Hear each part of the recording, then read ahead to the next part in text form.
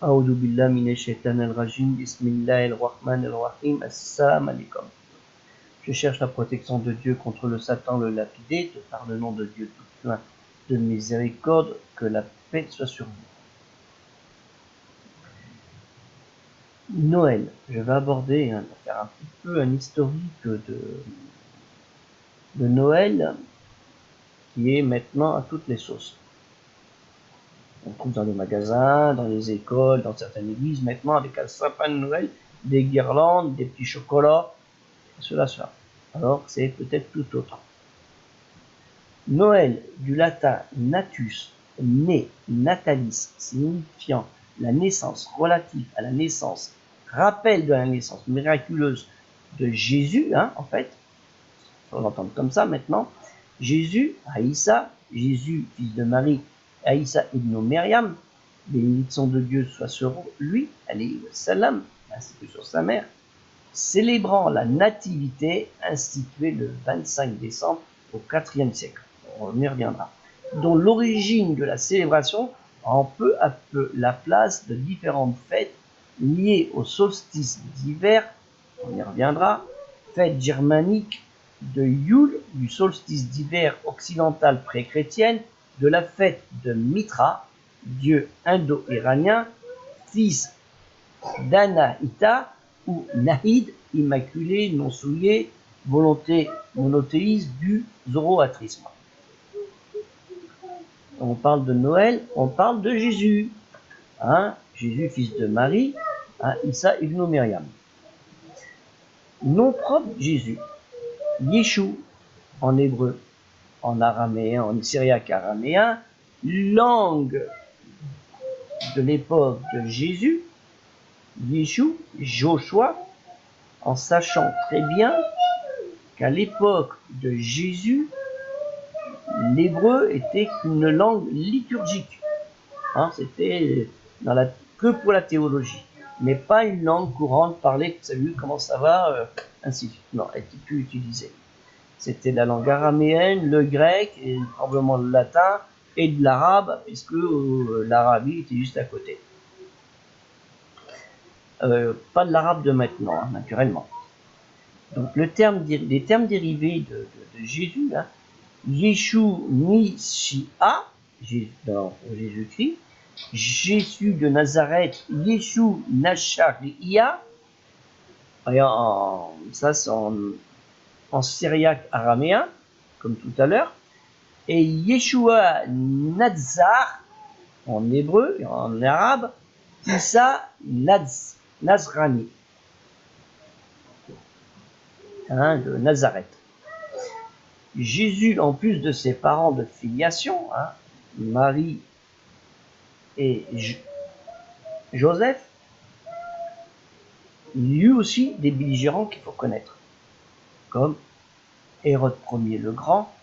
La tradition chrétienne, à partir des évangiles, lui attribue le massacre des innocents, relaté dans l'évangile selon Matthieu, au chapitre 2, versets 16 à 18, en même temps que la fuite en Égypte, au même chapitre, du verset 13 à 23, le meurtre de tous les enfants de moins de 2 ans dans la région de Bethléem, Beit-Laim, à 10 km au sud de Jérusalem, Yerushalayim en hébreu, Urshalim en arabe, maintenant qui est plus connu par les Arabes, par El-Quds.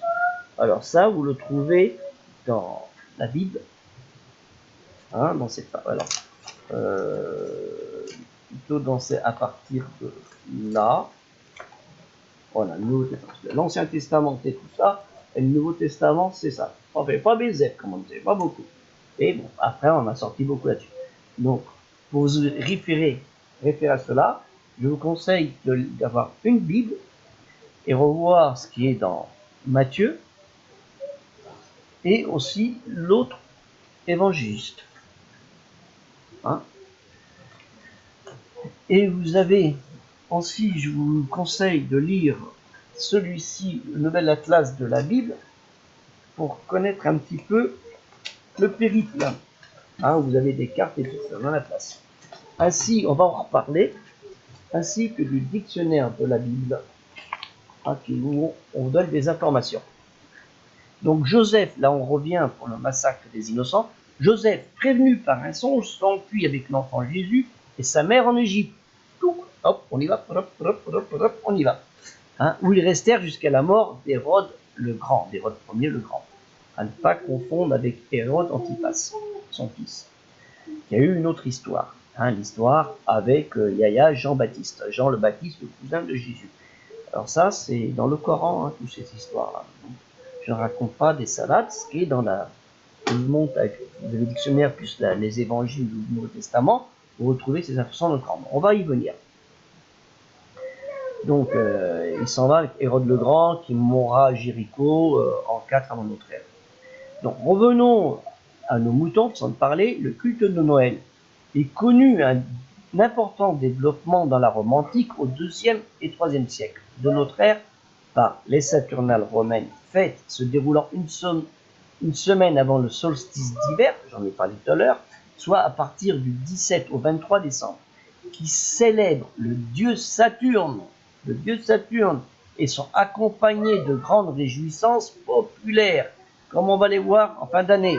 Fête appelée Dies Natalis Solis Invicti, jour de la naissance du soleil invaincu. Aurélien, empereur romain de l'été, qui était empereur romain en été 270, décide le 25 décembre 274 le culte oriental du dieu soleil, Sol Invictus, qui devient religion d'État de l'Empire romain. Un temple lui est dédié à Rome. Aurélien aurait eu diverses influences religieuses. Sa mère aurait été une prêtresse du soleil en Pannonie. La Pannonie, c'est une région de l'Europe centrale. Il crée une identification personnelle avec cette divinité suprême par des qualifications comme Deus, Dieu, qui se figure sur ses inscriptions, et Deus et Dominus Natus, né Dieu et Seigneur, sur de rares monnaies. Aurélien sera assassiné près de Byzance en septembre 275. Oui, ça n'est pas eu peu qu'on ne voit pas cela. L'Église chrétienne ne s'est pas préoccupée de célébrer l'anniversaire de la naissance de Jésus-Christ, Isa ibn Myriam, Jésus, fils de Marie, dont elle ignorait d'ailleurs la date.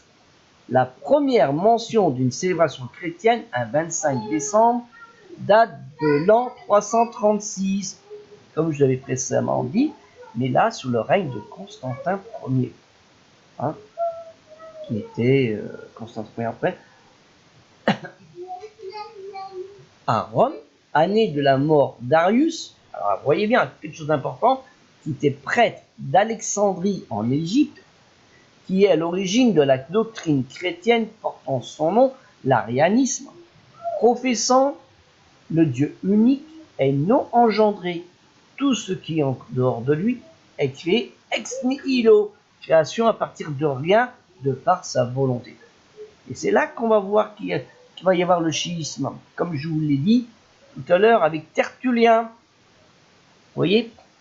Alors on va arriver. Alors Tertullien, le fameux Tertullien, né vers 155, mort vers 200, c'était donc un peu avant cette histoire de la célébration de Noël à 25 décembre en 336, contemporain d'un autre empereur qui s'appelait Marc Aurèle. Et ce Tertullien était issu d'une famille berbère romanisée et païenne, convertie en 193 au christianisme et qui était un fougueux polémiste et défend avec talent sa foi religieuse contre les païens. Alors, il faut savoir que les chrétiens nommaient ceux qui avaient une autre religion des païens, les Romains, qui avaient leur propre religion avec plein de divinités, nommaient les païens ceux qui n'étaient pas comme eux, et les Juifs nommaient les païens, les Romains avec toute leur religion, et les chrétiens qui avaient leur propre religion. C'était ça. En fait, le terme païen, chacun l'utilisait à sa sauce. Donc, Tertullien, il défendait savoir contre les païens, les juifs contre les hérétiques gnotistes, avant de tomber lui-même dans le schisme. Pour vous dire, ce qui est important, et c'est là qu'on voit la relation avec Arius, hein, plus tard, il y a eu Arius. Il est le premier auteur latin à utiliser le terme de Trinité, qui ne figure pas dans le Nouveau Testament. Trinité ne figure pas dans le Nouveau Testament. Hein, celui que je vous ai fait montrer, bon, c'est un autre hein, qui n'a pas plus effet que ça. Hein, ça ne figure pas le terme Trinité. Dont il invente aussi le sens essence, hein, l'essence, homoousia, c'est-à-dire d'une même essence, en ce que le Fils est engendré, dont il développe une théologie précise. La mort du Fils de Dieu est très croyable, il dit, puisqu'insensée. La résurrection est certaine, puisqu'impossible, etc., etc. Vous voyez l'individu là. Selon les différents écrits, les trois personnes y sont nommées, hein, le Père, le Fils et le Saint-Esprit. Ils s'y manifestent à plusieurs reprises dans leur distinction comme dans leurs unités, notamment dans l'évangile selon Matthieu et dans la deuxième épître aux Corinthiens. Il faut bien analyser les textes pour comprendre la subtilité des mots. C'est le premier concile de Constantinople de mai à juillet 381 hein, qui fixe les termes, qui fixe dans cette même année, du dogme de la Trinité et de la divinité du Fils engendré mais non créé par le Père. Vrai Dieu, né du vrai Dieu, qui est lui-même, on va dire, substantiel, consubstantiel. Excusez-moi du coup. Donc vous voyez, on est en 381. Tertullien, mort en 220. En bien avant, en 336, nous avions eu Arius. Il dit autre chose. Donc, très loin. Vous voyez le cheminement qui a été fait. Hein, donc, nous sommes au IVe siècle déjà. Hein, pour en arriver à ce qu'on entend, Fils de Dieu et tout. Enfin bref. Vous voyez, donc bien avant, les premiers chrétiens, ils n'étaient pas dans Jésus, Fils de Dieu. Hein, très très loin pour certains. Très loin. Alors là, très loin des fêtes chrétiennes du 25 décembre, de la diffusion populaire de la crèche du XIIIe siècle et du sapin de Noël, sapin germano-nordique, on en revient toujours à ces gens-là, signe d'une nature vivante malgré l'hiver, idolâtrée dès le XVIe siècle et gagne même dans les églises. Il en est même dès le début du XXe siècle de la tradition du Père Noël qui se mondialise. Vous voyez où on est arrivé, hein. 25 décembre, des sapins, on va après aller, on va aller dans une mondialisation du marchandage et du n'importe quoi. Et à partir du XIIIe siècle, nous sommes dans le XIIIe siècle là. Alors nous allons même aller plus loin, voir dans des régions, dans des pays de religion monothéiste non chrétienne au Proche-Orient, hein, El-Sharq, El-Adna, hein, ou en Asie, où on voit ces pratiques des fêtes de Noël. Mais finalement, c'est pas très grave, puisque nous allons le voir tout à l'heure, une surprise. Alors par contre, je vais aborder le mot épiphanie, hein, qui signifie manifestation. Il est employé par saint Paul. Alors Paul, et on dit l'un des apôtres, mais en fait il n'était pas apôtre, voilà, puisque il n'a pas connu Jésus. Paul était ailleurs. Donc Paul est employé par saint Paul dans 2 Timothée chapitre 1 verset 10 pour désigner la venue de Jésus sur la terre. C'est quoi dans l'histoire de l'Église. On appela au IVe siècle, on adopta donc le terme de l'épiphanie, hein, on adopta au IVe siècle pour la fête de la Nativité, qui avait eu en Orient le 6 janvier et en Occident le 25 décembre. Il y avait des écarts. Pendant les 3 premiers siècles, on ne célébrait pas la naissance de Jésus, fils de Marie. C'est ce que je vous ai dit. Hein. Et pendant 3 siècles, il n'y avait pas de célébration de naissance de Jésus, fils de Marie. C'est venu bien après. Alors, dès lors, on réserva le mot épiphanie pour désigner la manifestation de Jésus au mage. Vous voyez, hop, de Jésus, on passe l'hommage, tant qu'à faire. Hein. c'est-à-dire au monde païen. Quant au mot Noël, qu'on a vu tout à l'heure, il n'apparaît pas, semble-t-il, dans la littérature avant le XIIIe siècle, comme je vous l'ai dit tout à l'heure, avec les sapins et tout ce qui s'arrête. Alors, concernant pour les musulmans, comme je vous disais, les musulmans, finalement, ils peuvent fêter Noël. C'est le vrai, hein. Bon, c'est vrai, comme je vous ai dit, la date de Noël a été décidée, voilà, c'était après ça, même si c'était pas la vraie date, ça pourrait plutôt être au mois de février, mars, avril, dans ces périodes-là, apparemment. Mais on a décidé que c'était une date, il fallait bien fixer une date. Nous avons dans le Coran, la récitation révélée, Al-Qur'an, dans le sourate Myriam, au verset 30 et 33, je ne vais pas vous dire le 32, au 30 et 33, ceci. Au 30, je suis, dit l'enfant, ça veut dire Jésus, Aïssa ibn Myriam, Jésus fils de Marie, un serviteur de Dieu, il m'a donné l'écriture, l'écrit, et a fait de moi un prophète inspiré. Le terme. Kalla inni abdu Allahi attaniya al-kitaba wa ja'alani nadiyan. Et au verset 33, que la paix soit sur moi le jour où je naquis, que je suis né, le jour où je mourrai et le jour où je serai ressuscité vivant. La première partie, que la paix soit sur moi le jour où je naquis, que je suis né. Nous avons le Noël, le jour où je mourrai et le jour où je serai ressuscité. Wa al-salamu alayya umma wulitu ya umma amutu wa ya umma ubbatu ayyan. Donc on voit bien qu'on parle de la naissance de Jésus, fils de Marie, que la paix as-salamu ala yauma wulitu, que je suis né. C'est dans ce sens-là qu'il faut le voir, le Noël. Vous voyez ce que je veux dire? La naissance, le miracle. Et le ministère de Jésus, fils de Marie, sa mission en qualité, parce qu'en fait, le ministère de Jésus, fils de Marie, sa mission en qualité de prophète, de Messie, Mashiach, en hébreu, El Masih, Masaha, a duré près de 3 années.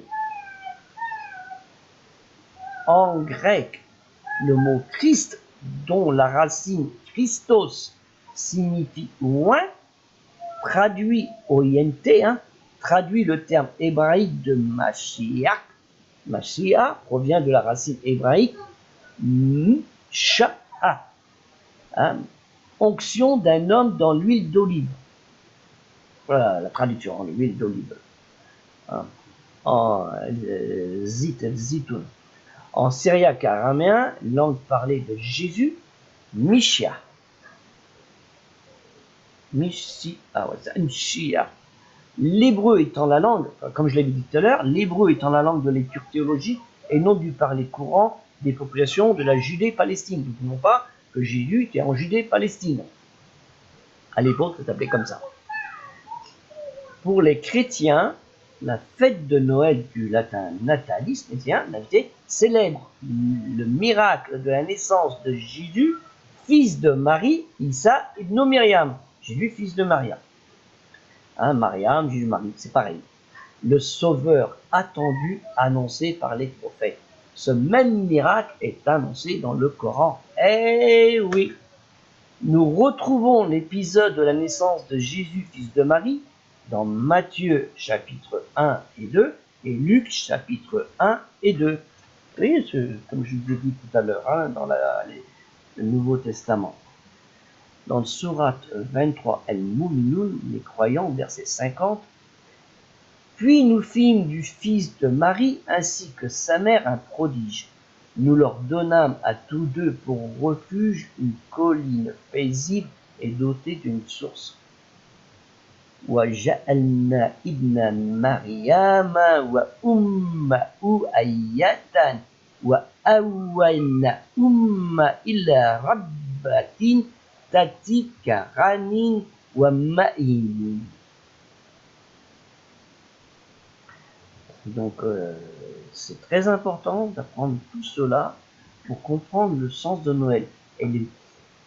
On va avoir beaucoup de gens, quand ils vont entrer dans les magasins, ou à l'entrée, ils vont passer devant une église, en Occident, même dans des églises dans les pays arabes. Il y en a une à Casa, il y en a une grande à Alger, et dans d'autres villes, au Liban, il y a toutes les religions. À Jérusalem, alors il y a toutes les religions. En Égypte, il y a quand même 10% de la population qui est chrétienne, et ainsi de suite. Il y en a en Syrie, patati, patata. Donc il y a des gens qui vont dire « Oh, Doubillah Shetana, Rajima, Doubillah Shetana !» Hein? Et ils vont faire le bida, ils vont faire ceci, cela. Ils vont faire des bidas. Ils vont faire des bidas. Mais nous, on doit se rappeler que Dieu, dans le Coran, la récitation révélée, le prêche, le rassemblement, en fait, qui rassemble tout, on parle de Jésus, on parle de Marie, on parle, entre guillemets, de Joseph, on parle de Jean-Baptiste, Jean le Baptiste, celui qui a eu ce problème avec Hérode Antipas, le fils de Hérode le Grand, roi de Judée, qui est né en 21 avant notre ère, mort en 39 de notre ère, qui est traité dans les évangiles de renard. Vous êtes trouvé dans Luc, toujours pareil, Luc chapitre 13 verset 32, est rendu célèbre avec Jean, surnommé le Baptiste, Yohanan, Yahya, qu'on peut retrouver dans Marc, dans l'évangile selon Marc, au chapitre 6, verset 19, où il dit « Il ne t'est pas permis d'avoir la femme de ton frère ». Et Jean, Yahya, est cité 5 fois dans le Coran. Donc maintenant, nous allons faire un petit tour des livres pour étudier tout cela, parce que c'est pas à la légère. S'il te plaît, Dina, reste un peu calme, je termine ma vidéo. On va d'abord aborder les livres. Des livres concernant la partie des chrétiens. Et voilà. Donc, comme je l'ai dit tout à l'heure, je vous suggère d'avoir une Bible. Vous avez l'Ancien et le Nouveau Testament. N'importe quelle édition, il n'y a aucun problème. Je vous suggère, alors ça va être d'avoir ce livre, les Nouvelles Atlas de la Bible, aux éditions Brépol, par John Rogerson, où vous trouvez des cartographies de la montagne de Judée. Alors c'est une région que j'ai visitée. Donc ça c'est la montagne. Parce qu'en Judée il y a deux régions. Il y a la partie montagne et vous avez le désert de Judée aussi, qui se trouve à côté. En fait, les montagnes c'est là, le désert est là, et la mer morte, elle est là. C'est toute cette partie-là. Vous avez Masada et tout ça, c'est les coins que j'ai visités, qui est très tout à voir. Donc c'est tout est lié là. C'est à visiter ces régions-là, c'est très très très joli. Bon, un peu escarpé et tout ça, mais bon, il n'y a pas grand-chose à part quelques bédouins et des chèvres. Mais il est très riche en histoire. Je vous suggère aussi d'avoir ce dictionnaire de la Bible, toujours par l'édition Brépol, et des religions du livre, ça veut dire judaïsme, christianisme et islam, où vous avez, où on parle ici de Jésus, vous avez dans cette page-là Jésus, et m'excuse pour les petites fiches, et là vous avez sur Marie. En fait, il y a, comme c'est un dictionnaire, c'est sur les noms, et vous avez des informations très très intéressantes. C'est autre chose, c'est concernant les Babyloniens, on en parle, et c'est bien avant. C'est autre chose, mais ça c'est pour les Hébreux, les Bani Israël, les enfants d'Israël. Israël, tout le monde connaît qui c'est Jacob, Jacob. Voilà, mais c'est une autre histoire. Donc je vous conseille aussi ce livre, qui est très bien, pour lire les textes bibliques. Bien comprendre les textes bibliques, vous avez des informations qui sont très, très intéressantes. Vous avez au chapitre 15, Jésus et la Samaritaine. Où il y a plein de textes, des informations, Abraham et ses serviteurs, c'est autre chose, mais bon, c'est un livre très intéressant. C'est fait au Centre national de documentation pédagogique de l'Académie de Créteil. Un autre livre très intéressant, mais tous ces livres-là, je les avais déjà présentés dans des vidéos précédentes. Comment lire le récit biblique? Parce qu'il y a une lecture, un peu comme le Coran, comment lire le Coran. Vous savez que la révélation telle que nous l'avons, nous, c'est pas la révélation de la chronologie. Nous lisons la chronologie telle qu'il a été refait par les compagnons du prophète. Donc, le récit biblique par Jeanne Folkelman, ouais, aux éditions Lessius. Il est très intéressant. Hein, il utilise la grammaire du récit, ce qui vaut le coup. Et après, vous avez Introduction au Nouveau Testament, hein, son histoire, son écriture, sa théologie. Et ça, je vous conseille pour les musulmans, et même pour les chrétiens et pour même les athées, de lire ça, ces livres, parce qu'il vous donnera des informations que vous avez peut-être omises. Vous avez, bon, Parvat et Herman, hein, Jésus avant les évangiles. Eh oui, Jésus avant les évangiles. Ils n'ont pas été écrits du temps de son époque à lui, mais par des compagnons de ses compagnons. Hein, ça n'a pas été écrit comme ça du jour au lendemain. Donc c'est très intéressant, et bon, c'est un peu logique, par Jean-Christian Petit-Fils, Jésus. Hein, bon, il a mis une image, mais ça c'est pas grave.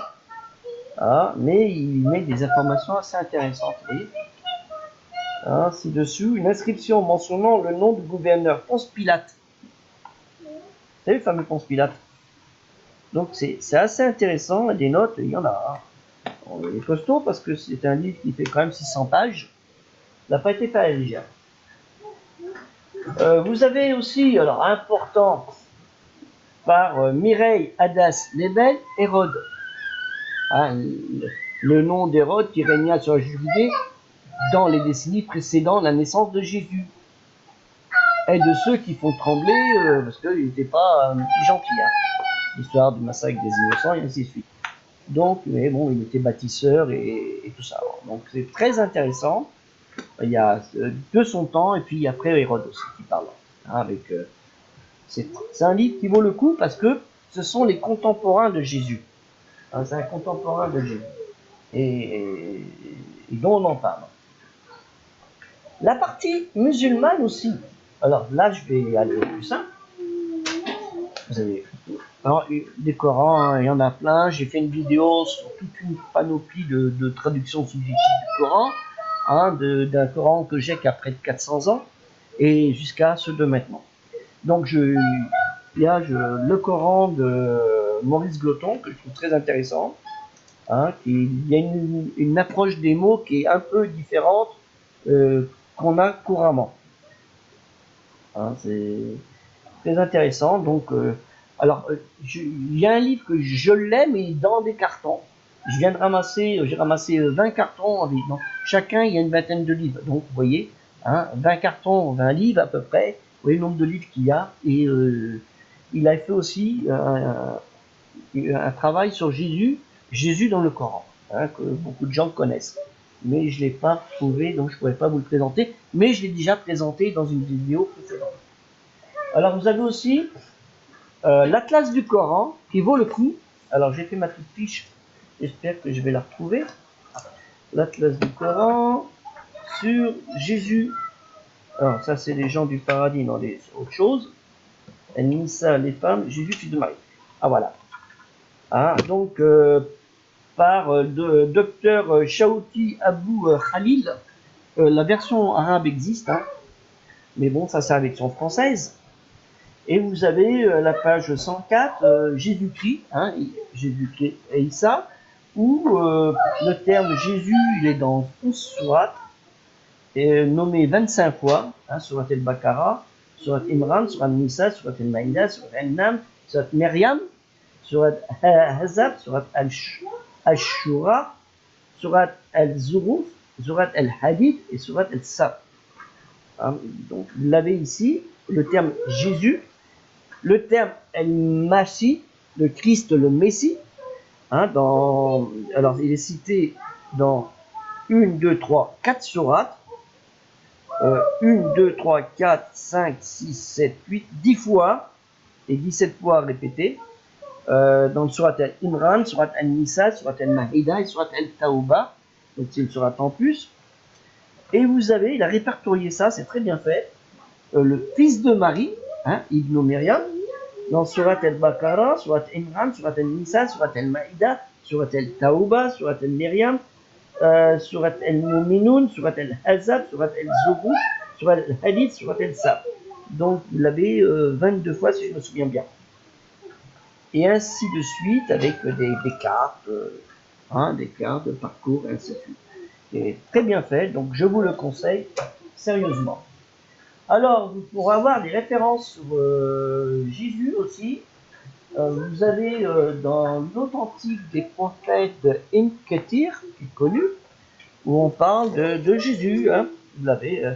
Nous avons fait du fils de Mariam ainsi que de sa mère un miracle. Nous leur avons donné l'asile sur une colline paisible ou une colline sur ce que je vous ai dit tout à l'heure. Donc, vous l'avez là. Hein, il est en 2 tomes, cette version-là. Donc, il existe. Hein. Voilà, c'est la deuxième tome. Le deuxième, il est là. Hein. Je m'excuse, mais comme j'ai ma fille et bouge beaucoup, je ne souris en même temps. Donc, vous avez aussi, ce qui est intéressant, je vous le conseille, alors toujours par Maurice Goton, hein, qui a fait un énorme travail, hein, une approche du Coran, donc le sens des mots, qui est très bien fait, mais je pense qu'il y en a qui l'ont, hein, voilà, l'approche du Coran, où il explique les racines des mots. Donc, pour ceux qui ne lisent pas l'arabe, vous avez ce petit noble camp, ouais. Là, c'est un poche, mais il doit exister en grand, je crois. Vous avez en arabe, français et phonétique. Vous avez une information aussi par le traducteur, je voulais le mettre aussi, parce que j'en ai plein, il doit y avoir une trentaine de traductions, par Cheikh Si Boubacar Hamza, Hamza Boubacar, que j'ai connu son fils, hein, l'ancien recteur de la mosquée de Paris, avec qui j'ai eu plusieurs discussions. Hein.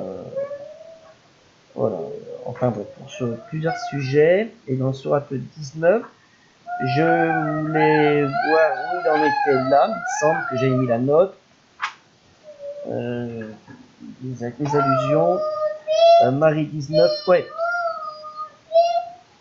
Alors, 37, il rappelle Dieu, 33, 110 versets. Donc là, il a beaucoup, quand il parle, ce sont ces notes qui sont importantes, qui donnent, pour expliquer le sens des mots dans le Coran, et surtout par rapport à Jésus. Hein, là, il a, au verset 24, qui remplace il, l'ange Gabriel, selon certains traditionnistes, mais la plupart des commentateurs, ils voient Jésus. Vous voyez, ce qu'il faut bien faire attention. Souvent, on peut dire que c'est un tel, c'est l'autre. C'est un peu quand même pour le prophète Mohammed, sallallahu alayhi wa sallam, salut et la paix. Il est nommé sans être nommé par son mot Mohammed. Hein, il ou toi, et ainsi de suite.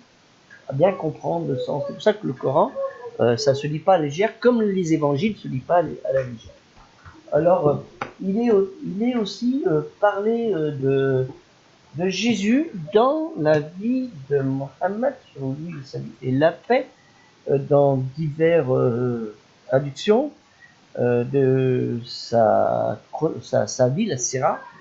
Il y a lu de Hichem el-Jaïd, lecture un peu difficile, hein, c'est pas facile à suivre, mais en fait là, c'est on parle pour les chrétiens, hein, les gens de Najran, quand les gens de Najran sont venus voir le prophète, le salut et la paix. C'est intéressant parce que vous voyez, il y a une continuité et il y a eu une discussion à ce sujet. Vous avez aussi par Martin Ling, hein, qui est pareil, mais là c'est pareil, j'ai une vingtaine de livres sur la biographie du prophète, et chacun donne aussi une note qui n'est pas sur un. Donc c'est intéressant d'avoir une masse d'informations, de livres, parce que des fois vous avez la petite information qui vous manque, et vous pouvez la retrouver dedans. Donc il faut lire, hein. Ça fait beaucoup d'heures de lecture. Hein, parce que c'est pas pour faire du feu de cheminée ou pour décorer la maison, ça fait joli d'avoir des livres. Et bon, non, c'est pas mon style. Ça coûte un peu cher, mais finalement, il y en a qui dépensent plus en cigarettes hein, ou ailleurs. Hein. Alors vous avez, bon, à Ismaël Inketi, hein, vous avez la Sira, où on aborde, lui il parle, on parle des gens de Najran, hein, c'est sur la Sira du prophète, où il parle de cette histoire des gens de Najran. Donc c'est important à lire. Donc je crois qu'elle tour. Ah non. Alors parce que c'est important aussi que Jésus, bon, c'est ce qu'il y a eu après, il y a eu les chrétiens. Hein. Je vous ai fait une histoire un petit peu de ce qui a été fait pour Noël, mais sur le christianisme, il y a toute une histoire du christianisme et des martyrs du christianisme pendant presque 500 ans, beaucoup. Mais ça, je travaille là-dessus, mais c'est un autre sujet.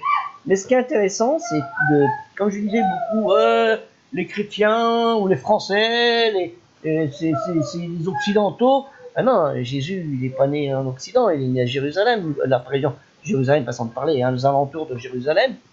Hein, il avait été basané. Hein. Mais et aussi, eh ben, il y a aussi les Juifs et chrétiens en Arabie. C'est un livre que je trouve très intéressant.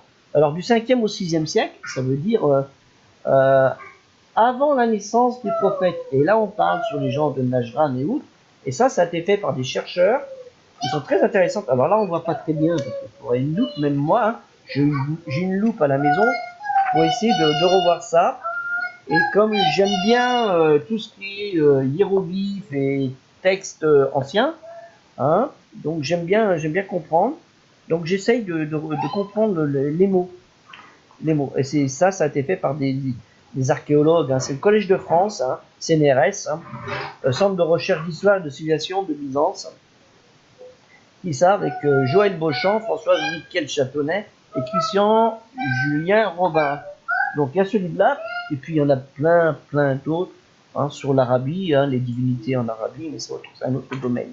Donc c'est très important de ne pas avoir des préjugés sur Noël et de préjugés aussi sur les chrétiens, parce que les chrétiens, durant, on va dire pendant 3 siècles, 4 siècles pratiquement, n'étaient pas ceux qu'on a maintenant, si on veut. Même à l'époque du prophète, il y avait des chrétiens qui n'étaient pas du genre tertullien, le Père, le Fils et le Saint-Esprit. Hein. Donc il a fallu attendre longtemps pour cela. Donc c'est pour ça que dans le Coran, il parle de ces chrétiens qui sont de vrais croyants, quoi. Comme on dit le mot minoun, ou musulmans, hein, des obéissances soumis avec amour et crainte en Dieu, comme je dis souvent. Le terme musulman, c'est pas plurimuslim ou attribué à arabe et ceci et cela, ça n'a rien à voir. C'est un terme arabe, bien sûr, parce que le Coran était récité en une lecture simple, hein, facile à lire normalement, en arabe, parce que le prophète était arabe. Hein. Il aurait été japonais, peut-être que le Coran a été écrit en japonais. Hein. Allahu alam, j'en sais rien. Faut faire attention, hein, parce que même Dieu, il nous dit, il y a des choses que vous ne savez pas, hein, des histoires ou des écrits que vous ne savez pas. Donc à nous de chercher tout ça. Donc j'ai fait un petit tour sur cela. Alors bon, il y en a un autre aussi qui est un peu plus grand, juste avec moi.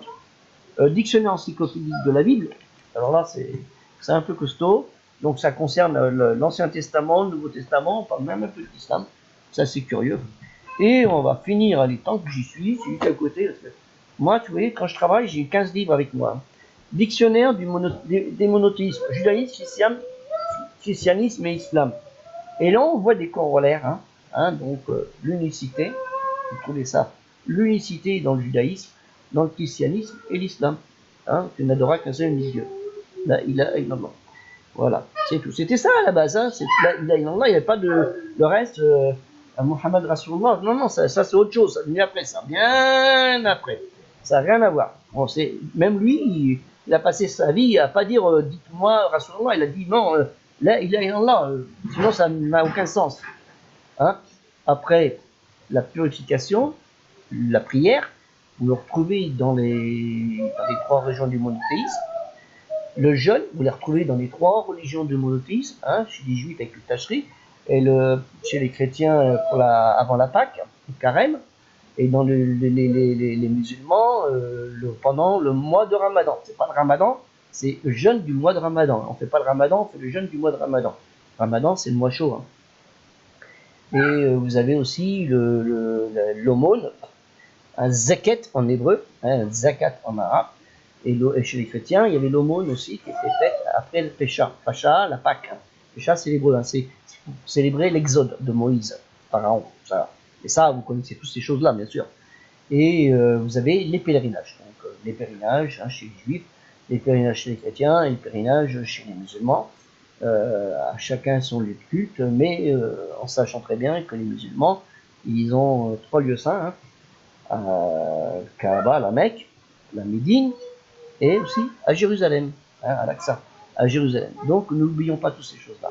C'est pour ça que c'est très important de comprendre notre religion à travers le texte de la révélation, à travers des sources de savants, hein, et aussi à travers aussi notre recherche personnelle là-dessus. Parce que si on écoute un tel, même moi, hein, je peux dire des bêtises, hein, mais moi j'essaye de dire le moins de bêtises possible, parce que je vais essayer de me référer à des gens qui sont quand même des références. Hein, ce que je vous ai dit, ce n'est pas du n'importe quoi, je vous donne les noms, hein, les lieux, les dates. J'essaye de conjuguer ça comme référence, qui est important. Hein. J'ai fait un petit peu d'archéologie dans ma jeunesse, et c'était 3 points importants: le lieu, les dates, hein, et qu'est-ce qui s'est passé pendant ces périodes-là, les noms des personnages et tout ça. C'est important. Ah, c'est très important, sinon on va dans le néant, quoi. Hein. Hein, c'est pour tout. Et après, ça va un peu plus loin que ça, l'archéologie. Hein. C'est beaucoup bien. C'est un peu comme l'histoire aussi. C'est une façon, c'est une forme d'archéologie. Hein, l'archéologie des textes et tout ça, l'histoire des gens, des populations, des peuples, hein, l'ethnologie, la sociologie, ça englobe beaucoup de choses. Voilà. Donc, comme ce livre, là, s'appelle l'Histoire universelle, hein, qui est assez bien fait, les origines à l'islam, tiens, voilà, les origines à l'islam, ce qui est intéressant. Donc, on a fait un petit parcours. Donc, quand vous passerez devant un sapin de Noël, et que vous direz Noël, ben, pensez pour les musulmans que le Noël, il est dans le Coran. Il n'a pas marqué Noël, mais il y a des mots qui peuvent vous faire dire ah, c'est ça Noël. Pas ce qu'on en voit, hein, les petits sapins et tout ça, hein. Mais Noël, c'est ça. Donc après que les chrétiens, après plusieurs siècles, ils ont décidé, ils ont inventé, ils ont fait ça, hein, et puis c'est pas grave. Ce qui compte, c'est la base, c'est le sens réel de Noël, hein, hein, puis nous fîmes de Marie ainsi que de Marie un prodige du fils de Marie ainsi que sa mère, le fils c'est Jésus ainsi que sa mère Marie, un prodige. Nous leur donnâmes à tous deux pour refuge une colline paisible et dotée d'une source. Et là, colline, c'est où? Dotée d'une source, c'est quoi? Les dates, l'histoire des dates, c'est quoi? Hein? Est-ce que c'était vraiment Nazareth? Est-ce que c'était pas plutôt à Bethléem? Ou est-ce que c'était pas ailleurs en Égypte? Voilà, à nous de trahir. Bon, ça, c'est pas très grave. Hein, on dit Nazareth, Bethléem, c'est pas très grave. Parce qu'il y a certains qui disent non, c'est pas Nazareth, c'est Bethléem, et ben, ça peut être un autre village, hein, qui est juste à côté, hein, c'était assez rapproché. Donc, c'est pas très grave. Hein, on peut se tromper de quartier, hein, c'est pas grave. C'est le sens qui compte. Donc, quand vous penserez à Noël, ben, pensez à tout cela et si vous avez eu le temps de visualiser les livres, n'importe comment, j'ai fait des vidéos déjà sur YouTube où j'ai mis tous ces livres en ligne que j'ai présentés. Et avec, je crois, le texte inclus dedans. Là, je vais pas le faire, c'est beaucoup de boulot, parce que je travaille sur un autre sujet, en fait, sur les martyrs chrétiens, ce qui est relatif à la sourate 18 et la caverne, du verset 6 à 9 à 26, les premiers versets 9 à 26 concernant les gens de la grotte, les gens de la caverne, ce qu'on appelle soit les 7 dormants, mais Dieu seul sait le nom, et Dieu seul sait le lieu, et Dieu seul sait le temps qu'ils ont duré dans leur sommeil, comme on dit, hein, léthargie, dans cette période. Et je travaille un peu sur cette période-là. Est-ce que c'est vraiment, comme certains disent, des chrétiens, ou c'était vraiment pour d'autres qui disent des juifs? Parce que Ketir, lui, pense que c'est plutôt une période pour les juifs, une histoire de juifs. Hein, donc, et d'autres savants, comme Tabari, c'est plutôt d'autres. Certains disent Hadès et d'autres avant, Hadès, DE, avec un petit chapeau CE, là, en 249, hein, l'empereur romain de 249, qui a massacré son copain Philippe l'Arabe. Hein, ça, vous le savez, ça, cette histoire-là, vous la connaissez, il n'y a pas de problème. Donc, c'était pour vous dire qu'il faut très étudier, et avant d'aller critiquer une religion, quelle qu'elle soit, hein, comme les juifs et tout ça, si vous critiquez les juifs, vous critiquez des musulmans, parce que Abraham était un musulman, Jacob était un musulman, hein, je vous appelez Israël. Joseph était un musulman, hein, vous appelez les enfants d'Israël. Donc, faut faire très attention à vos propos, hein, parce que les juifs, c'est l'époque de Moïse, l'Exode, faut faire attention, faire attention. On ne peut pas insulter, ce que vous insultez les juifs, vous êtes un prophète, là vous insultez Dieu. Et votre responsabilité, c'est pas la mienne. Moi, Dieu, il a dit, tu n'es pas, au prophète, tu n'es pas là pour juger. Alors, si Dieu il dit à un prophète, tu n'es pas là pour juger, nous, encore moins, hein, on est mal barré. Hein. Si déjà un prophète risque de se faire réprimander, vous imaginez ce qui va vous arriver. Bon, vous, hein, comme on dit, ah, oui. Hein. Donc, faites attention à vous. Masha'Allah, j'espère que vous allez bien travailler là-dessus. Et quand vous verrez des gens pendant Noël, eh ben, vous direz, ben oui, mais nous, on connaît Noël. C'est dans le Coran. On connaît Jésus, on connaît Marie, on connaît son oncle, on connaît ses cousins, hein, on connaît Jean-Baptiste, on connaît tout ça. On a étudié ça, nous, dans le Coran, parce que le Coran, ben, il nous explique ces choses, puisqu'il le rappelle. Sur ce, je vous souhaite une bonne journée. Prenez bien soin de vous par ce temps très froid. Hein, et j'espère, Inch'Allah, si Dieu le veut, parce que c'est Dieu qui le veut, on se retrouvera dans une prochaine vidéo.